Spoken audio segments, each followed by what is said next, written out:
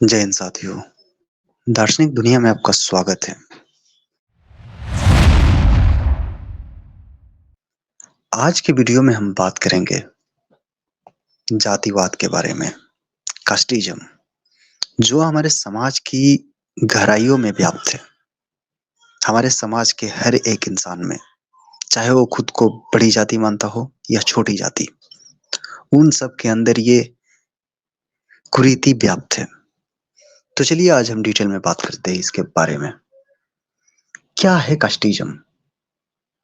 आखिर कास्टिज्म का मतलब क्या होता है?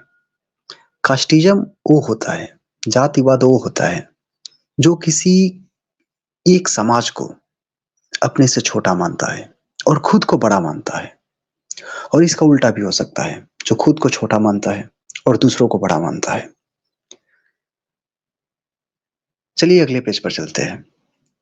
कास्टिज्म की शुरुआत कैसे हुई? ये जो कास्टिज्म आज हमारे समाज में है, इसकी मूल वजह क्या है?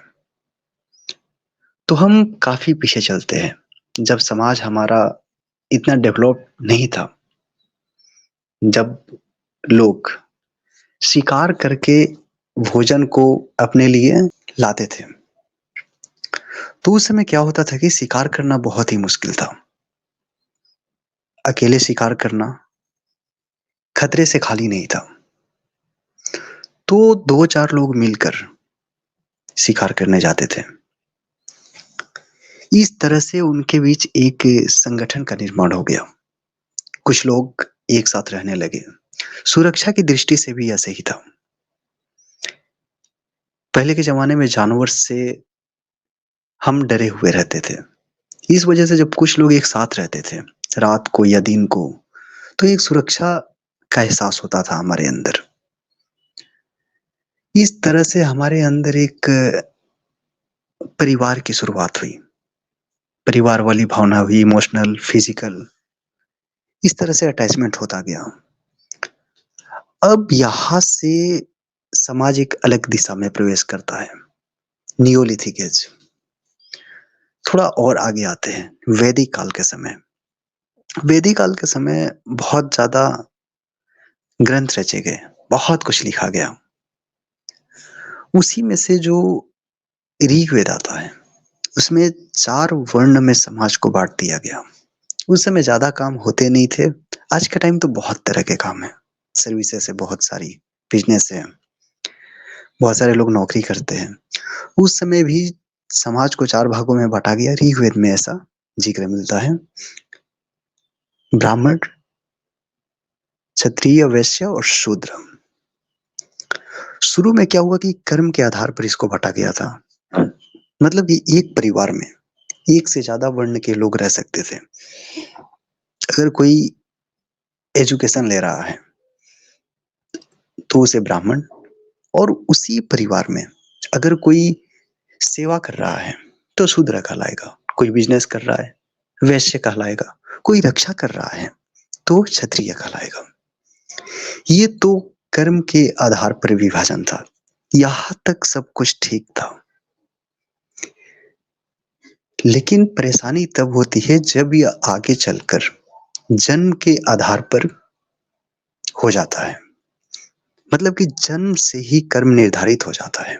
अगर किसी बच्चे का जन्म हुआ और उसके पिता अगर ब्राह्मण थे, तो भी ब्राह्मणों वाले कर्म कांड करना शुरू हो जाएगा। अगर किसी के पिता शूद्र जाति से थे और वो काम कोई छोटा काम करते थे, तो वो छोटा काम करने को मजबूर हो जाता है वो बच्चा।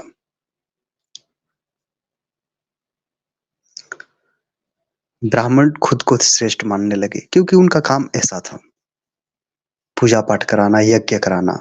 इस वजह से लोग उन्हें प्रतिष्ठा देने लगे। दान दक्षिणा लेते थे बिना कुछ किए। लोग उनके पास आकर अपने पास जो होता था वो दान कर देते थे कि वो ईश्वर तक पहुंचेगा। इससे शूद्र की स्थिति और ज्यादा खराब होती गई, और ज्यादा वो नीचे जाते गए। शूद्र और ज्यादा शोषित होते गए। ब्राह्मणों का बोलबाला चलता गया। जब शूद्र के बच्चे बड़े होते गए, बचपन से ही वो उनके अंदर भेदभाव होता गया। वो खुद को अन्य समाज से अलग मानते गए। वो अक्सर शिक्षा से वंचित थे। उनकी स्थिति वैसी नहीं थी कि वो शिक्षित हो सके। चूंकि ब्राह्मणों ने खुद को शिक्षा पर कब्जा कर रखा था। आज लोग आरक्षण के लिए लड़ते हैं कि आरक्षण को खत्म कर देना चाहिए, पर ऐसा क्यों? सदियों से, हजारों सालों तक ब्राह्मणों का वर्चस्व रहा शिक्षा पर। शूद्र उससे एकदम दूर होते गए। आज बराबरी कैसे हो सकती है? बराबरी होगी, लेकिन जिसको वंचित किया गया उसको ज्यादा अधिकार देना पड़ेगा। पहले के समय में जो शूद्र होते थे, वो उन्हें पीछे झाड़ू लगा के चलना पड़ता था कि उनका पैर जहां जहां पड़े वो साफ होता जाए, क्योंकि उनका पैर ही, इससे माना जाता था कि पृथ्वी गंदी हो जाएगी। अपने आगे मटका लगा के चलते थे कि थूकना हो तो मटकी में थूकेंगे। इस तरह की कुरीतियां शूद्रों को झेलनी पड़ती थी। अब चलिए बात करते हैं कि शूद्र किस तरह के काम करते थे उस समय। तो जितना आप छोटा मान सकते हो वो, जैसे डोली ढोना। किसी बच्ची का, किसी लड़की का शादी होता है तो वो पहले डोली में जाती थी, जिन्हें कहार बोला जाता था, वो ढोते थे डोली लेकर। आज के टाइम में तो गाड़ी आती है, पर उस समय ऐसा नहीं था, डोली में जाता है। बहुत सारे गीतों में जिक्र आता है डोली कहार का। गंदी गंदी नालियां साफ करते थे, घरों के, बाहरों की। कोई फंक्शन हो गया उस समय साफ करते थे। इंसान के मल मूत्र ये सब साफ करना, कई बार तो अपने सिर पर मल को लेकर ढोते थे, पानी भरना। ऐसी छोटे छोटे काम करना पड़ता था उन्हें। और परेशानी यही नहीं थी, परेशानी यह थी कि उनके बच्चे भी यही काम करते थे। इससे शूद्रों का जीवन स्तर में बहुत ज्यादा बदलाव आया, मतलब नीचे की तरफ बदलाव आया। उनकी स्थिति बद से बदतर होती गई। दो रोटी खाने को तरस जाते थे। इससे उनके अंदर जो शारीरिक कमजोरी थी, जिस तरह का ब्रेन जो है, जो दिमाग है, वो विकास नहीं हो पाया। मजदूरी नहीं मिलता था टाइम पे। उच्च वर्ग द्वारा शूद्रों की महिलाओं का शोषण करना जब तब। और मंदिरों में जाने पर भी रोक लगा दिया गया। वो मंदिर जब भी जाते थे तो उन्हें पिटाई भी हो जाती थी। अब मेरा सवाल ये है कि भगवान कहाँ था? क्या भगवान आकर ये नहीं रोकता था कि शूद्र भी हमारे बच्चे हैं? धार्मिक ग्रंथों में शूद्र और महिला, धार्मिक ग्रंथ भी पीछे नहीं है शूद्र और महिला को नीचे दिखाने में। जिन्हें हम आज के समय में जिन्हें पवित्र ग्रंथ मानते मानते हैं, उसे एक बार क्रिटिकल ढंग से अगर पढ़े तो उसे कचड़े में फेंकने का मन करेगा। जैसे रामचरितमानस में जिक्र आता है, ढोल गवार शूद्र पशु नारी, ये सब ताड़न के अधिकारी। इसका मतलब क्या हुआ? कुछ लोग इसका मतलब अलग बताते हैं, पर अवधी भाषा में इसका डिक्शनरी में अगर देखा जाए तो ताड़ना मतलब वही होता है, पीटना मारना। ऐसी वाहियात चीजें लिखी गई है। तुलसीदास ने इतनी गंदी चीज लिखी है। चलो इसको छोड़ देते हैं। महर्षि वाल्मीकि के समय चलते हैं, जो रामायण में लिखा हुआ है। शंबुक शूद्र की हत्या की गई है राम द्वारा। जो शंबुक है, शूद्र होने के बाद भी वो तपस्या करता है। तो राम के पास कोई ब्राह्मण आता है, उसका बच्चा मर जाता है और उसे बोलता है कि उसकी वजह से हमारा बेटा मरा है। इसे राम जाकर शंभू की हत्या कर देता है। तो इस राम की पूजा होती है आज के समय में। आज के समय में उसके लिए मंदिर बन रहा है। क्यों?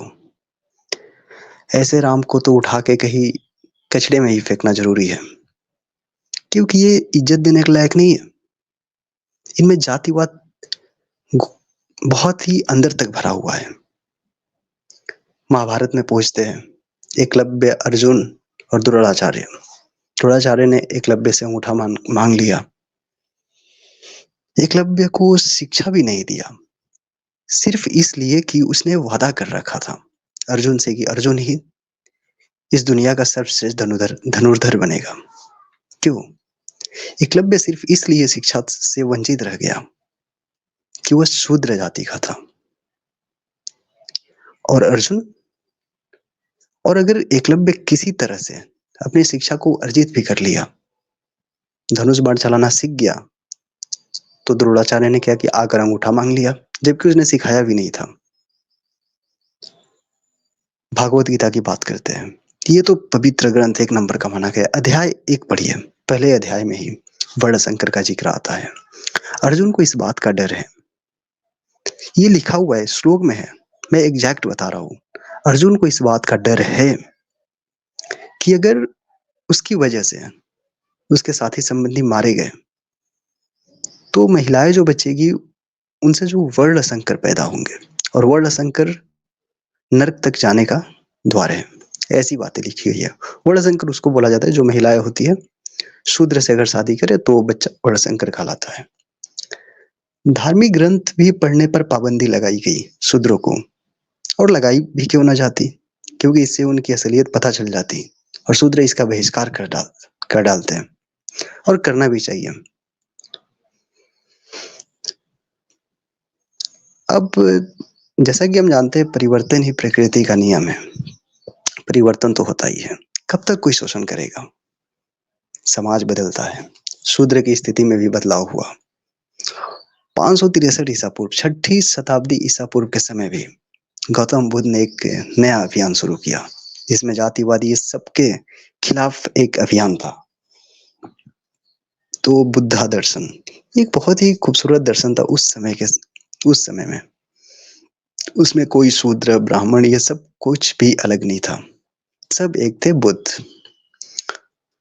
उसके बाद एक भीमराव अंबेडकर जैसे महान लोग पैदा हुए शूद्र जाति में, जिनको कितनी सारी यातनाएं सहनी पड़ी। शिक्षा के लिए किसी तरह वह स्कूल में पहुंच भी गए तो उन्हें नीचे बैठ कर पढ़ना पड़ता था। उन्होंने अपनी पुस्तक में लिखा है, नो प्यून नो वाटर। जब चपरासी नहीं आता था तो पानी ऊपर से नहीं दे पाता था, इस वजह से उन्हें प्यासा रहना पड़ता था अम्बेडकर जी को। फिर भी उन्होंने शिक्षा के दम पर इतना आगे किया और अपने समाज के लिए बहुत बड़ा बदलाव किया। आरक्षण मिला ओबीसी एससी एसटी, खासतौर पे एससी एसटी को, और ये मिलना बेहद जरूरी था। जो संविधान बना, संविधान ने काफी हद तक आजादी दी। मैं कहता हूँ ये जितने भी धार्मिक ग्रंथ है ये सब कचड़ा है संविधान के आगे। जो संविधान का 14 से 18 है आर्टिकल, फंडामेंटल राइट्स, आर्टिकल 14 में जो विधि के समक्ष सबको अधिकार, बराबर अधिकार की बात करता है। 15 में भेदभाव नहीं हो, 17 में अस्पृश्यता, जो कि अनटचेबिलिटी की बात करी गई आर्टिकल 17 में।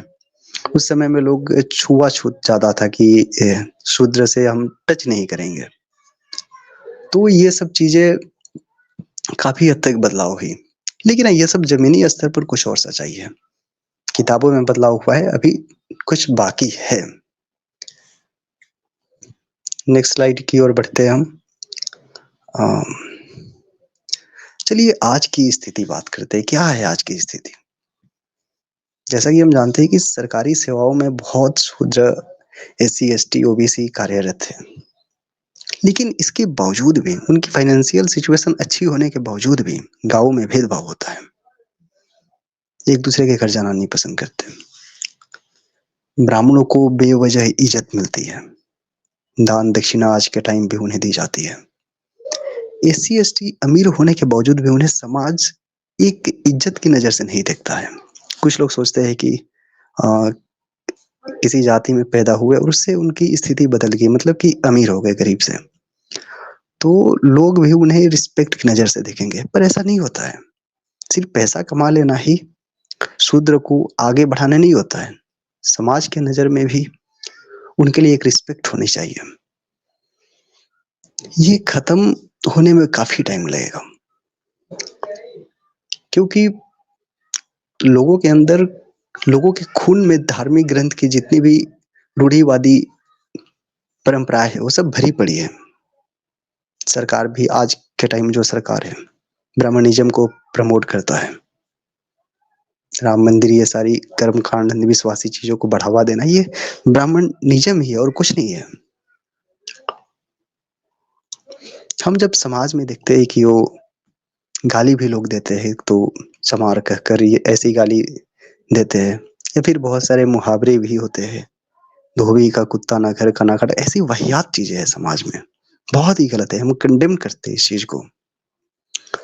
एक एक शायरी है, आओ महसूस करो जिंदगी के ताप को, मैं चमारों की गली में ले चलूंगा आपको। एक बार कभी जाकर देखो उनकी स्थिति को, तब समझ में आएगा कि वो किस तरह की यातनाएं झेलते हैं, कितना ज्यादा संघर्ष करते हैं। आज की स्थिति कुछ ज्यादा नहीं बदली है, पर बदलाव कैसे होगा? सदियों से जिन्होंने शोषण किया है, हम उनके मंदिरों में आज जाकर पूजा करते हैं, उन्हीं के द्वारा बनाया गया है। तो सारे शूद्रों को मिलकर पूरे मंदिरों को बाइकआउट कर देना चाहिए, पूरी तरह से खत्म कर दो। जाना नहीं है, खत्म करने का मतलब है कि वहां जाना नहीं है, बाइकआउट करो कंप्लीटली। जितने भी धार्मिक ग्रंथ है, भीमराव अंबेडकर ने मनुस्मृति को जलाया था, बहुत सही काम किया। भागवत गीता को जलाना छोड़ दिया, और भी बहुत सारी चीजें जलाना चाहिए थी। तो इन सब का बहिष्कार करो, तो पढ़ो ही मत, फेंक डालो सब कुछ। बल्कि मैं तो कहता हूँ पढ़ ही लो एक बार। पढ़ने के बाद ही एहसास होता है कि इसमें कितनी कितनी वाहियात बातें लिखी गई है, कितनी बेकार बातें लिखी गई है। भारत देश में 80% से ज्यादा लोग शूद्र हैं, इसके बावजूद भी इनमें इतनी विभिन्नताएं भरी पड़ी है। तो सब अगर एक हो गए, सब सब में अगर एकता आ गई, तो फिर ब्राह्मणवाद जैसी कुरीति खत्म हो जाएगी। ब्राह्मणवाद वो नहीं है जो ब्राह्मण है, ब्राह्मणवाद एक सोच है जो अपने से किसी को कम समझता है, जन्म के आधार पर सिर्फ। एजुकेशन बहुत जरूरी है। भीमराव अंबेडकर उतने आगे बढ़ पाए, अपनी बात को समाज के सामने रख पाए, इतना बदलाव कर पाए, वो सिर्फ एजुकेशन के दम पर। इससे डर खत्म होगा, और खुद से किसी को नीचा नहीं समझेंगे हम, खुद को सामर्थ्य बना पाएंगे। तो दोस्तों, आज के लिए बस इतना ही। मिलते हैं अगली वीडियो में। नमस्कार।